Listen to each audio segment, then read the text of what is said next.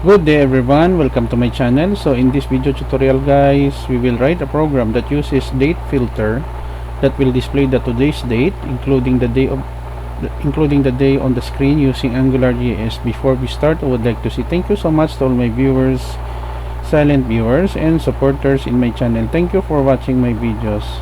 If you are new with my channel and then you like this video, please hit the like button. Don't forget to share and please support my channel guys by clicking the subscribe button. So let's begin.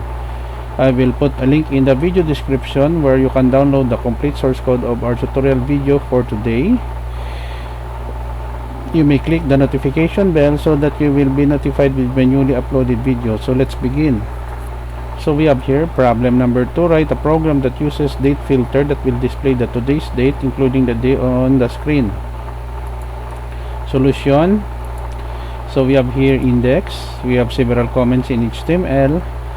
HTML head today's date using date filter in AngularJS, and then I have here a very simple CSS command. Body, font family Arial, font size 20px, font weight bold.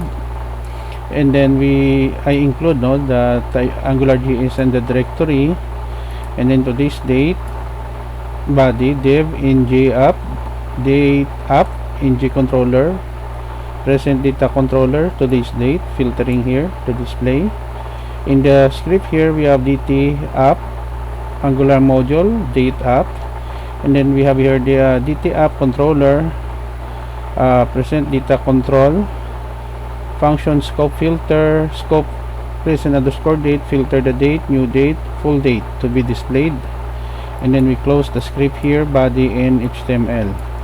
As I said earlier, I will put a link in the video description where you can download the complete source code of our tutorial video for today. Let us go to our web browser. So we have here the today's date using date filter in AngularJS. Today's date is Saturday, February 18, 2023. The date of recording of this tutorial video. Okay guys, so this is the end of our tutorial video on today's date using date filter in AngularJS JavaScript framework. Thank you so much guys for watching.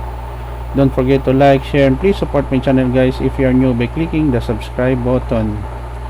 As I said earlier, I will put a link in the video description where you can download the complete source code of our tutorial video for today. Kindly see the video description of this video. See you in the next video tutorial guys. This is your friend Jake saying bye bye for now.